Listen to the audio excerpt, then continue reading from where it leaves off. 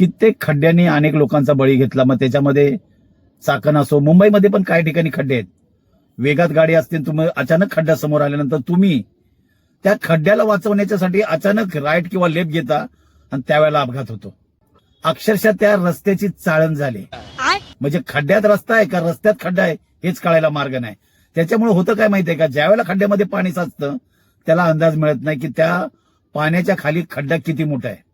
मग 2 चाकी वाहन म्हणा, 4 चाकी वाहन म्हणा किंवा अवजड वाहन म्हणा, पाणी जर असेल तर अक्षरशः ते सांभाळून गाडी चालवतात.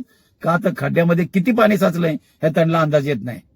आणि त्या खड्ड्यात चुकवण्याच्या नादात बहुतेक त्या टँकरवाल्याने अचानक लेफ्ट घेतली, पण हे चुकीचं आहे.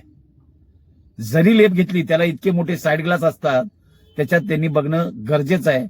तसं न करता त्यांनी आपल्या ताब्यातली गाडी अक्षरशः जाग्यावर लेफ्ट टर्न मारली.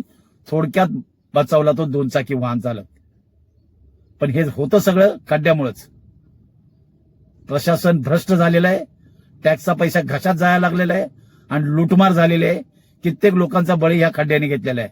पण प्रशासन शांत झोपलेलं आहे, काही घेणं देणं नाही. ये बड़ी अच्छी बात कही आप.